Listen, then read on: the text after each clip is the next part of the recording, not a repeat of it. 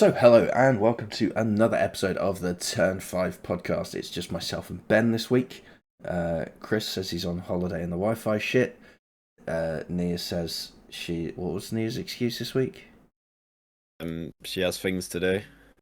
Cracking excuse. There's Brilliant. things to do, and I don't know how long they'll take. I will try my best to be there next week, but I will be on a 2-day bender for my birthday. Classic Nia activities. But- Right. Let's just crack into it then. We're going to do our little F1 Academy roundup and then launch straight into predictions for the return of, Formula One and F1 Academy this weekend. But we don't have any predictions for the F1 Academy. So the F1 Academy series kicked off in Jeddah way back in March now. And it was largely dominated by one person. With free practice, qualifying 1, qualifying 2, and race 1 all led by Dorian Pan. Now, Dorian Pan did win race 2 on the road, but proceeded to do an extra lap at full racing speed and was given, I think it was a 20-second time penalty, which promoted Abby Pulling to the win. So yeah, not the finest moment there from Prema on the pit wall, where they didn't actually tell her the race was over, but also not the finest moment from Dorian not seeing the checkered flag, which kind of spoiled what would have been a perfect weekend and meant that she was not in the lead of the championship at the end of the first round. At the end of the first round, Abby Pulling was leading the championship, with Vague in second on 33, and Pan was all the way down in third on 32 points. So she was 12 points off the lead already. So Vague got third in the opening race, and Pulling got second. And in race 2, Vague got second. So it was going to be the same podium in both races. But that promoted Vague to second and Nerea Marti into third. What else happened in this race? Leah Block had her opening weekend in open wheel single seater racing and didn't go smoothly for her. She was doing all right I can't remember which way round it was. In one of the races, she was met by a car facing the wrong way and had a bit of a bump, and that kind of ruined her race. And in the other race, she was doing well, was in a points paying position, but lost the back end of the car and had a spin, and that ruled her out basically. So yeah, not a great weekend, but there were promising signs. So onwards and upwards to round 2, which was Miami. Miami. Woohoo! Everyone's favourite circuit. Yeah. Now, much like how things went in Saudi Arabia, things kind of went the same way in Miami, but this time at the top of the step, it was Abby Pulling. So in every session except free practice 1, which was led by Dorian Pan, it was Abby Pulling.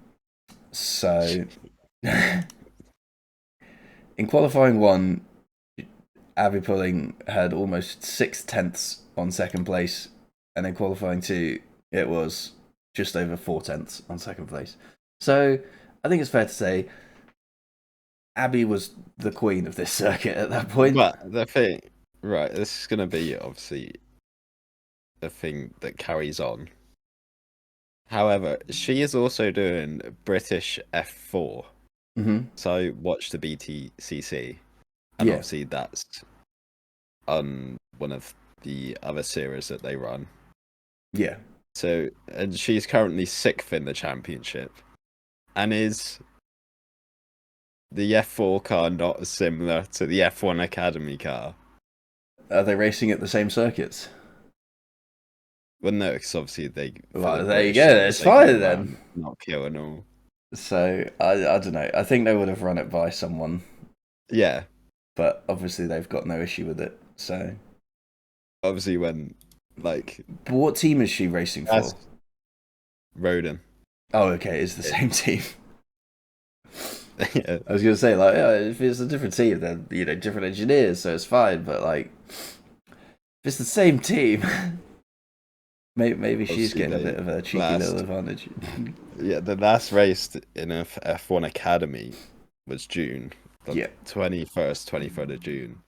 But obviously with the F4 Championship, it kept their breaks in July. So obviously they still run through August. So she had a race last week, Oh, which is nice for she's her. in fighting form. Then she's gonna be right at the top of her game.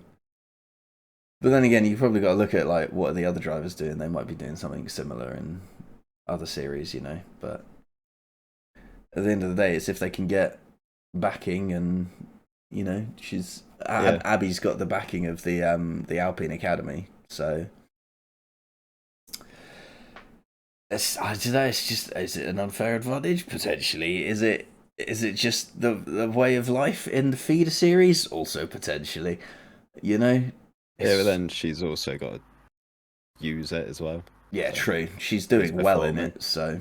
Yeah, But yeah, so Abby Pulling won both races. The podium for the first race was Pulling, Pan, and Chambers, and the podium for race 2 was Pulling, Bustamante, and Pan. It was Tina Hausman had her race finish early in race 1. She made contact with Aurelia Nobles. Nobles was given a 10-second penalty for that incident. So that was yikes. It was just sort of bit of battles here and there. Bustamante actually had a 5-second penalty in race 1 for going off track and gaining an advantage. classic. Yeah. Jess Edgar got 6 points for 7th place. Amna Alkabasi went from P14 to P8. Bustamante's penalty dropped her from 7th to 9th, and Lola Lovenfoss got the final point in P10. Noble's 10-second penalty demoted her to P13, so that cost her points, I believe. Who else got a 5-second penalty? Vague took the checkered flag in 4th, but dropped to P6, because she got a 5-second time penalty for leaving the track and gaining an advantage as well. In the second race, I was about to say feature race, but they're worth the same amount of points. So, In the second feature race. in the second feature race, obviously Bustamante took her first podium in second. Lovin Foss tagged the Aston Martin car of Tina Hausman ahead of her. Lovin Foss got a 10-second time penalty for causing a collision, and Tina Hausman was out again. So not a good weekend for Tina. Lovin Foss did actually, make some moves back up the field, but it was yikes. Jess Edgar was having a battle with Marty for 7th. Jess got ahead. Marty then went, I'm not having any of that. Threw a dive bomb down the inside of turn 1, but overshot the corner. So Jess Edgar got back through, but then lost the rear of the car through 6 and 7 and span wide out in the runoff. So after the second round of events, the championship standings were Vague in 3rd on 51 points, Dorian Pan in 2nd, moving up on 65 points, and Abby Pulling on 99 points, already almost in triple digits. And that brings us to the third and final round of events, which took place in Spain. And it was almost another clean sweep on the board of names again. Free practice all the way through race 1 was Abby Pulling. But Chloe Chambers took race two and took race two quite comfortably as well. It was close in qualifying, much closer, especially between Abby and Chloe. So in qualifying one, it was 59 thousandths of a second between first and second. Nice. And the gap between first and third was 0.133, and that was back to Marty. In qualifying two, it was 76 thousandths of a second between Abby and Chloe. So same front row in both races. But Dorian Pan was in third, 2.5 tenths down. Do you find it funny how we say 2.5 tenths and not a quarter of a second? Because I just thought that's a quarter of a second, but I've just said 2.5 tenths. Yeah, for then it's like. I mean, it's much of a muchness, isn't it? It's 6 of one and half a dozen of the other, isn't it? So yeah, quarter of a second just sounds longer, really, doesn't it? It does. Bizarre. Anyway, yes, Pulling won the first race. Nerea Marty got the jump on Chloe Chambers and finished second. Chloe Chambers in third. Abby had a pretty comfortable 4.7 second lead at the checkered flag. However, race two did not go Abby Pulling's way, and Chloe Chambers got the jump on Abby into turn one, and then just marched off into the distance. Chloe finished 6.7 seconds ahead of Abby Pulling at the checkered flag. First time Haas have ever won a race. Yep. While Abby Pulling had to fight off Hamna Al-Kabasi, who was only 0.3 of a second behind her at the checkered flag. So, tight there. Anything else? Yeah, Chloe had a 1 second advantage by the start of lap 4. Which is pretty good going for cars that don't have DRS. So it's a good start. Dorian Pan... And slipstream OP at this track. Oh, yeah. Yeah. Dorian Pan dropped from P3 to P6 at the start of the race. Pulling narrowly avoided the gravel, bouncing over curbs at turn 9. Bustamante was handed a 5-second penalty for a false start, and Jessica Edgar was handed a 5-second penalty for leaving the track and gaining an advantage. Is she in the McLaren? Bianca? False start. Yeah. Yeah, it was zone wall. She went early. Yeah. Naughty. Wasn't as bad as Maldonado and Spa though.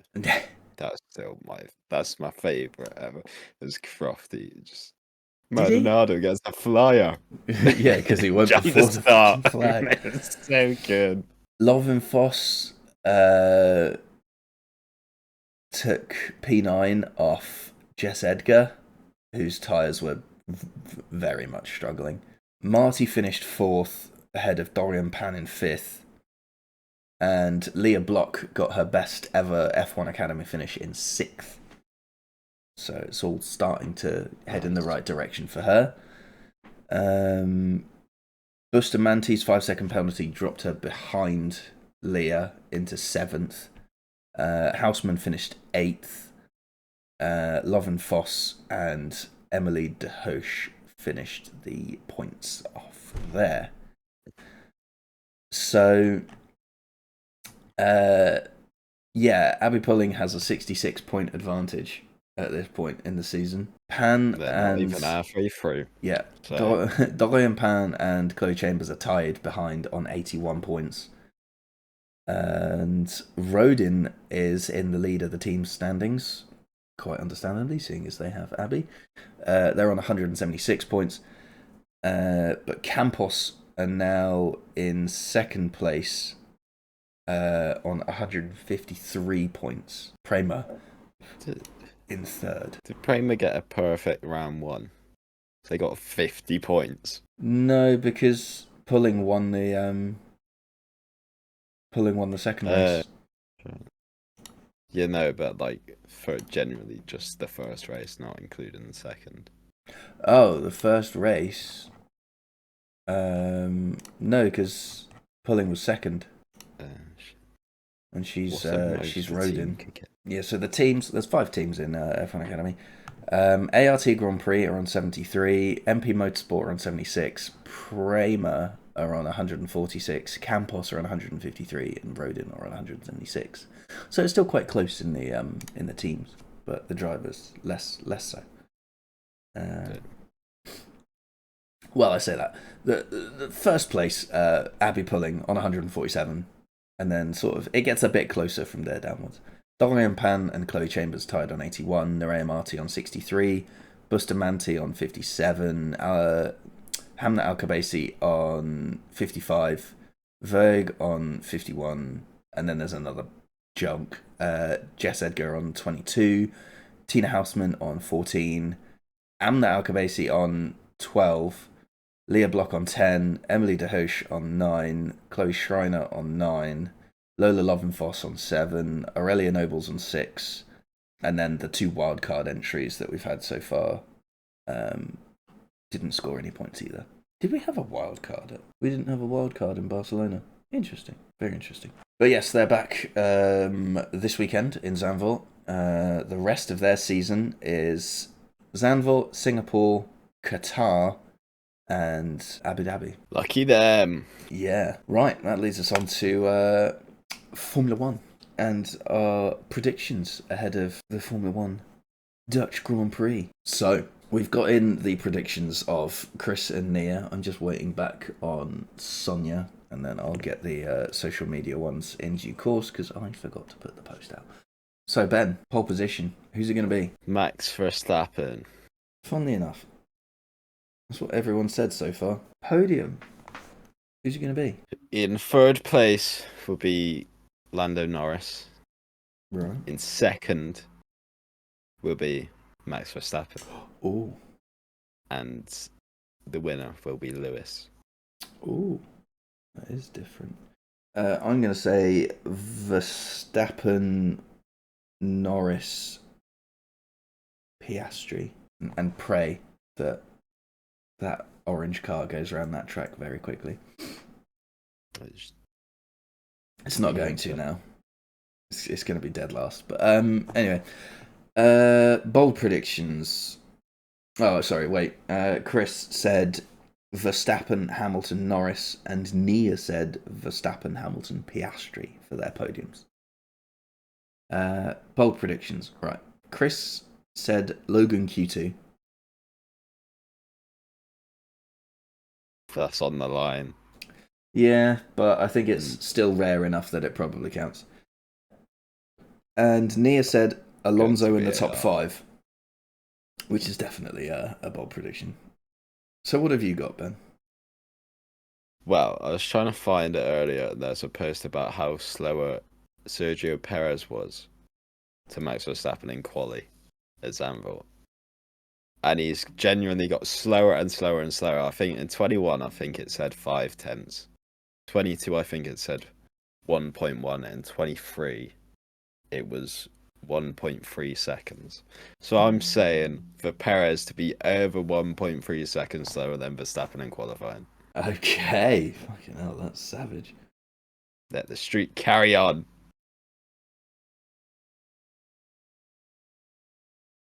Okay. See, now, originally, I thought F2 was going to join us here this weekend. And I was going to make an interesting... F2 go faster than Sergio Perez. No, I was going to make a sort of a combined bold prediction of the same nationality wins the F2 and the F1 feature race, you know? But that's kind of gone out the window now that it's only F1 Academy. Because they do have a Dutch driver, but Abby Pulling's gonna win, I reckon. So that's kind of buggered that one because I've predicted Max to win. So if I'd put Norris to win, I'd have probably still gone for it, you know. But when has anyone else other than Max won at Zandvoort? They haven't. Exactly. Well, not since we've They've come been back. close. But yeah. So, was it 22 that Lewis was catching, and then there was like a safety car or something, and sort of screwed him? Yeah, probably. I don't know. I can't remember. Fine details of races disappear with Yeah. age. I'm getting old. Which leaves me with actually still needing a bold prediction. So I'm gonna say that Bottas New Year's old. It's like surprising DNF or something. unexpected DNF. Yeah. I Logan to actually finish the race. know he didn't last year, did he? No, he crashed out. I need to see. Was he there in 2022? Or am I? He wasn't there. No. This is his second season, isn't it? What about F2? Didn't he crash in F2 in 2022? I think he did. I know. Has he ever finished a race? Qualifying, he was third. Oh, Sprint race,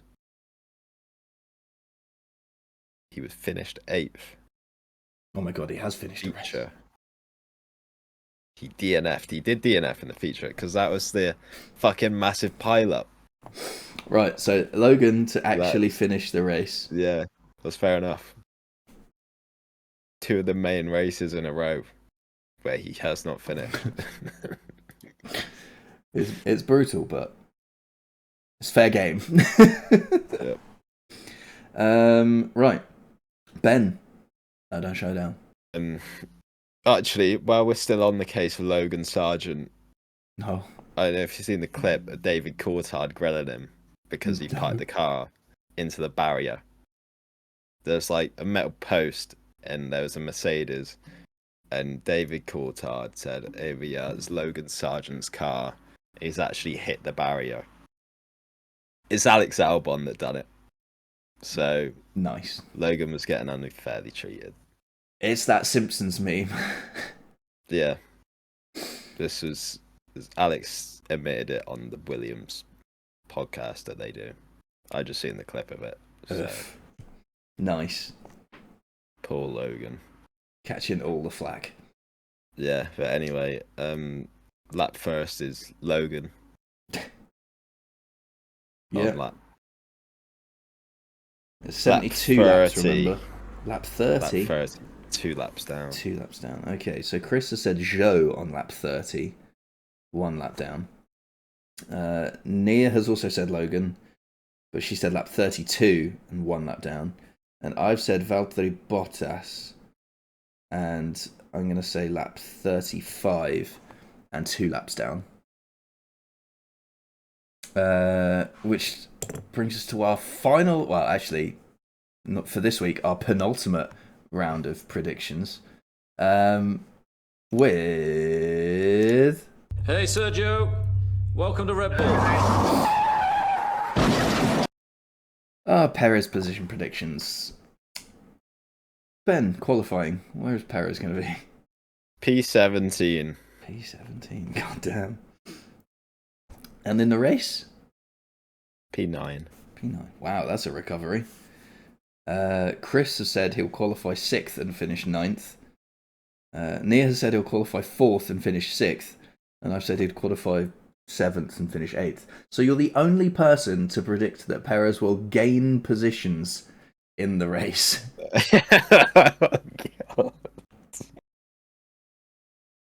And not only gain them, you've got him gaining 8 places. Yeah, but I mean, he's in a good car. He's just a shit driver. Exactly. So, but that leads us on to our hope versus reality. You have the hope of the P9, the reality of P17. You've been huffing that. You've been huffing that hopium. Soon you'll be huffing that copium. Which leads us on to our final section. It's the Dutch Grand Prix weekend, which means inevitably the commentators will talk about stroopwafel. So we've set about an extra prediction round of how many times will stroopwafel be mentioned. Ben, what have you got? the whole weekend or just I during the believe race? I said the whole weekend. The whole weekend. Get out.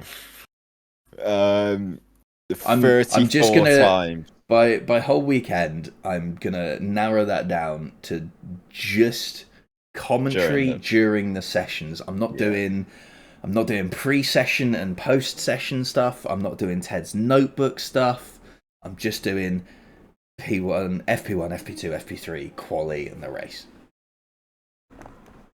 I feel like I just went too high. Well, I didn't hear what you said, so go for it. Yeah, I'd say 8 times. 8 times, okay. I'm gonna say 12. Chris said 25, did he? Can't remember what he said. Chris said 25. And Nia said exactly too many. So I think in Nia's terms, that's 8,000? 150. Oh, okay, 150 sounds more reasonable. Okay. So, right. That wraps us up for this week. I don't think there was any news, was there? I don't know. Helmut Marko probably said something stupid again. Yeah, true. I mean, there's more grumblings on potential sale of Alpine, but nothing concrete again. So who knows? Other than that, I don't think there was much news. So we will say goodbye for this week.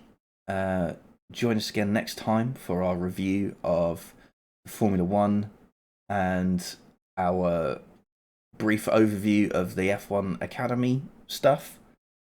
That'll probably just be my brief overview of it, let's be honest. So until then, thank you for listening and or watching, and goodbye.